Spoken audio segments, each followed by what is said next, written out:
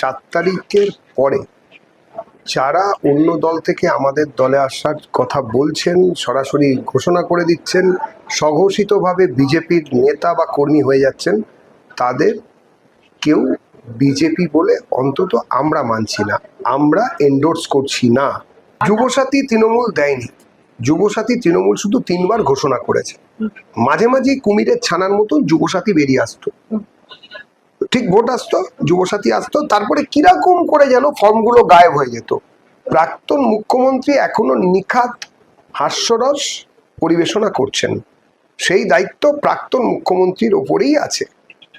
সমস্ত বাংলাদেশের বিভিন্ন জায়গায় এই স্লোগান লেখা হয়েছিল, একটা একটা হিন্দু ধরো, সকাল বিকাল নাস্তা করো। বাংলাদেশের কোনো সরকারই তার কোনো রকম প্রতিরোধ করতে পারেনি। অনেক তপস্যার পর বাংলাতে পদ্মফুল ফুটলো এবং আমরা দেখছি যে যেই দল ক্ষমতায় ছিল সেই দলের অনেকজনই এখন পদ্ম সুর গাইতে শুরু করেছেন এবং পদ্ম শিবিরে যোগদানও করতে চাইছেন। কি বলবেন, তাদেরকে দলে নেবেন? আমাদের রাজনৈতিক সিদ্ধান্ত, রাজ্য সভাপতি শ্রী শ্রমিক ভট্টাচার্য ঘোষণা করেছেন 4 তারিখের পরে যারা অন্য দল থেকে আমাদের দলে আসার কথা বলছেন, সরাসরি ঘোষণা করে দিচ্ছেন, স্বঘোষিতভাবে বিজেপির নেতা বা কর্মী হয়ে যাচ্ছেন, তাদের কেউ বিজেপি বলে অন্তত আমরা মানছি না, আমরা এন্ডোর্স করছি না। পার্টি এটা এন্ডোর্স করে না।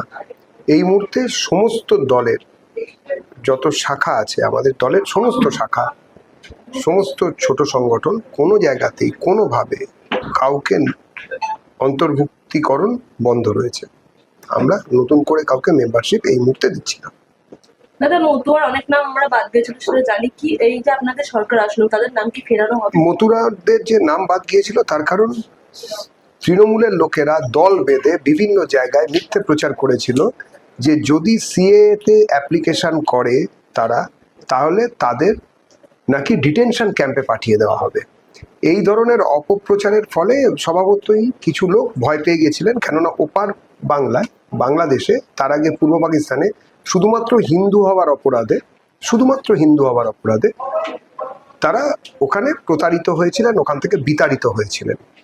ঢাকার শহরে এবং শহরতলিতে সমস্ত বাংলাদেশের বিভিন্ন জায়গায় এই স্লোগান লেখা হয়েছিল, একটা একটা হিন্দু ধরো, সকাল বিকাল নাস্তা করো। বাংলাদেশের কোনো সরকারই তার কোনো রকম প্রতিরোধ করতে পারেনি। বিভিন্ন রকম সরকার বিভিন্ন সময় এসেছে, কিন্তু কেউই কোনো রকম প্রতিরোধ করতে পারেনি। এবং বাকি সময়ে আমরা দেখেছি যে ওখানে হিন্দুদের ওপর বা অমুসলিমদের ওপর কিরকম অত্যাচার হয়েছিল। তারই ফলশ্রুতি হিসেবে আমরা সিএ আইন আনি, এবং সিএ আইনে বলা হয় মুসলমান দেশ, যেহেতু ঘোষিতভাবে বাংলাদেশ বা পূর্ব পাকিস্তান একটি মুসলমান দেশ ছিল, শুধু মুসলমানদের জন্য আলাদা ভূমি চাই বলে যে আন্দোলন করে ভারত বিভাজন করে মুসলিমদের জন্য জমি পাওয়া গেল, সেখান থেকে মুসলিমদের উপর আর অত্যাচার হতে পারে, এটা তো আর হতে পারে না। শুধুমাত্র কাফের বা অমুসলমানদের উপরে যে অত্যাচার হয়েছিল, এবং সেই অত্যাচার এখনো চলছে বলে আমরা মনে করি, তাতে যারা পালিয়ে আসছেন মতুয়া সহ বাকিরা, তাদের এই দেশের একটি দ্রুত নাগরিকত্ব দেওয়ার আমরা চেষ্টা করেছিলাম। সেই নাগরিকত্বটা দেওয়ার নামই হচ্ছে সিএএ, সিটিজেনশিপ অ্যামেন্ডমেন্ট অ্যাক্ট। সংসদের উভয় কক্ষে সেই অ্যাক্ট পাস হয়, জনপ্রতিনিধিদের দ্বারা বিপুল ভোটে জয়ী হয় এবং রাষ্ট্রপতি সই করেন। তারপরেও মমতার সরকার, তৃণমূলের সরকার এই রাজ্যে সেই আইনকে বলবৎ হতে দেননি। যে কাজ রাজ্য সরকারের করা উচিত ছিল, রাজ্য সরকার হিসেবে দুর্ভাগ্যবশত তৃণমূল সরকার চলাতে, যেটা কিনা রাজ্য সরকার ছিল না, তাতে মতুয়া, নমশূদ্র সহ বাকি সমস্ত উদ্বাস্তু হিন্দু, খ্রিস্টান, বৌদ্ধ, জৈন এবং শিখ, তারা সবাই যারা বাংলাদেশ থেকে পালিয়ে আসতে বাধ্য হয়েছিলেন শুধু ধর্ম বাঁচানোর কারণে, তারা প্রতারিত হয়েছেন। শুধুমাত্র মতুয়াদের এটা সমস্যা নয়, খ্রিস্টানদেরও সমস্যা, বৌদ্ধদেরও সমস্যা, যারা এসেছেন ওপার থেকে পালিয়ে। তো এখন সেটা বন্ধ। যারা সেই সময় সিএ তে অ্যাপ্লিকেশন করেছিলেন এই মিথ্যা প্রচারণার বিরুদ্ধে দাঁড়িয়ে, তারা তো পেয়ে গেছেন।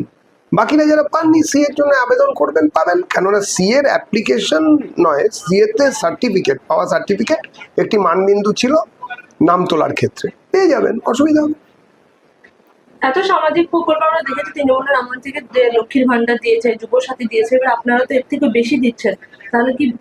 যুবসাথী তৃণমূল দেয়নি, যুবসাথী তৃণমূল শুধু 3 বার ঘোষণা করেছে।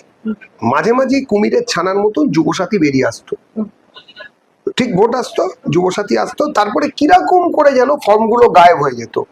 গতবারও 17 লক্ষ ফর্ম, সেগুলো আবার ম্যানুয়াল, কোনো অদ্ভুত ব্যাপার, ডিজিটালি নেওয়া হতো না, ডিজিটালি কোনো অ্যাপ্লিকেশন নেওয়া হতো না, ম্যানুয়াল অ্যাপ্লিকেশন নেওয়া হতো এবং ঘোষণা করে দেওয়া হতো এত লাখ অ্যাপ্লিকেশন নেওয়া হলো, কিন্তু কাউকেও 1 টাকাও দেওয়া হতো না। প্রত্যেকবারে আপনারা দেখবেন 2013তেও 1,500 টাকা, 2021এও 1,500 টাকা এবং 2026-এর আগে, ভোটের আগে 1,500 টাকা, ওই একই ভদ্রলোকের এক কথা, একই অ্যামাউন্টও থাকবে কিন্তু দেওয়া হবে না, এটাও ভদ্রলোকেদের এক কথা ছিল। এখন আমরা এসেছি, এই সরকার বিজেপির প্রতিনিধিরা চালালেও আসলে এটি পশ্চিমবঙ্গের রাজ্য সরকার, মানুষের সরকার, বাঙালির সরকার। এই সরকার সমস্ত পুরনো ক্ষেত্রে যেগুলো অন্যায় হয়েছে, এই যুবসাথী বা মহিলাদের বিভিন্ন ভাতা ইত্যাদি দেওয়ার ক্ষেত্রে, সেগুলো আমরা বন্ধ করব, যারা যারা পাওয়ার তারা পাবে। প্রধানমন্ত্রী বলছেন যে সোনা কিনতে বারণ করছেন, কিন্তু তিনি সোনার বাংলা গড়ার প্রতিশ্রুতি নিয়েছেন। তাহলে কি এটা ধরনের? না, সোনা কিনতে কেন বারণ করছেন জানেন? আপনারা তো জানেন, সাংবাদিক, বলুন কেন বারণ করছেন। এই মুহূর্তে যুদ্ধ চলছে, ডলার অ্যাক্সেস হয় সোনার উপরে। যদি আপনাকে বিভিন্ন দেশ থেকে, আমাদের দেশে সোনা হু হু করে তৈরি হয় না, বিভিন্ন ক্ষেত্রে সোনা আনতে হয় অন্য অন্য রাষ্ট্র থেকে। স্বর্ণ উৎপাদনকারী রাষ্ট্রগুলোকে মেটাতে হয় ডলারে। এই রকম পরিস্থিতিতে আমাদের এই জিনিস চলতে থাকলে অসুবিধা হয়, সেই জন্য উনি বলেছেন। তার সঙ্গে সোনার বাংলার কি সম্পর্ক? সোনার বাংলা মানে হচ্ছে মানুষ বাঁচবে, সোনার বাংলা মানে হচ্ছে বাংলার ছেলেরা চাকরি পাবে, সোনার বাংলা মানে হচ্ছে বাংলার ছেলে বা বাংলার মেয়ে তারা বাইরে যাবে না, এটাই তো সোনার বাংলা, এটা হওয়া দরকার। মুখ্যমন্ত্রী বলেছেন সমস্ত ফাইল খোলা হবে, বামেরা এবং তৃণমূলরা কটাক্ষ করছে, সমস্ত ফাইল খোলা হলে নারদের ফাইলটাও কি খুলবে? সেটাকে সরকার সিদ্ধান্ত নেবে। আর তার সঙ্গে এটা নারদার ফাইল, সারদার ফাইল, সব ফাইলই হচ্ছে হাইকোর্টের সরাসরি অর্ডারে চলছে। কারোর যদি কিছু বলার থাকে মহামান্য হাইকোর্টে গিয়ে নিশ্চয়ই পিটিশন করবেন, সে অধিকার তো দিয়েছে, কার কবে কার হবেন এগুলো হাইকোর্টে চলে যান। এখন তো অডেল সময়, মুক্ত পাখি, কোট আন কোট, আমি এখন মুক্ত পাখি, তা মুক্ত পাখি এখন পিটিশন নিয়ে হাইকোর্টে চলে যাবেন, খুব ভাষায় বলবেন, কোর্টকে বোঝাবেন। সুপ্রিম কোর্টে তো দেখেছিলাম যে কোর্টের জজ সাহেব, মহামান্য জজ সাহেব প্রায় হাত জোর করে বলেছিলেন, ম্যাডাম আপনার থেকে, আপনি তো সব থেকে সেরা উকিলকে রেখেছেন, তা আপনি না বলে উনি বললেন আমরা তাড়াতাড়ি বুঝবো, এরকম একটা কিছু বলেছিলেন। এখানেও ওরকম নতুন নতুন আমরা সব দেখতে পাবো। দেখুন, নিখাত একটুখানি হাস্যরসের যে ব্যাপার, পরিবেশনের যে ব্যাপার, সে দায়িত্ব তো এখনো মুখ্যমন্ত্রীর উপরেই আছে। মমতা বন্দ্যোপাধ্যায় যতগুলো প্রচার করেছেন ভোটের আগে থেকে সবসময় বলেছেন যে আমি আছি তাই আপনারা আছেন, সংখ্যালঘুদেরকে বারবার এই কথা বলেছেন, কিন্তু ভোট শেষ হলো, পদ্ম প্রাক্তন মুখ্যমন্ত্রী এখনো নিখাত হাস্যরস পরিবেশনা করছেন, সেই দায়িত্ব প্রাক্তন মুখ্যমন্ত্রীর ওপরেই আছে। মুখ্যমন্ত্রী শুধু হাস্যরস পরিবেশনা করার মুখ্যমন্ত্রী, এবং সেটা চলতেই থাকছে। এই যে ব্যাপার, উনি এখনো প্রাক্তন বলে তো নিজেকে মানতে পারছেন না, কিন্তু উনি তাহলে কিসের মুখ্যমন্ত্রী?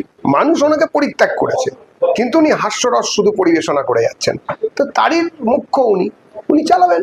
আমাদের রাজ্যের যিনি মাননীয় মুখ্যমন্ত্রী শ্রী শুভেন্দু অধিকারী, তিনি এবং তার যে টিম, ক্যাবিনেট এবং তার সঙ্গে যারা আরো যুক্ত হবেন, তারা গভর্নেন্স দিতে চান। একটা গভর্নমেন্ট গভর্নেন্স দেয়, যে গভর্নমেন্ট গভর্নেন্স দিতে পারে না সেটা গভর্নমেন্ট হয়, গভর্নমেন্ট হয় না।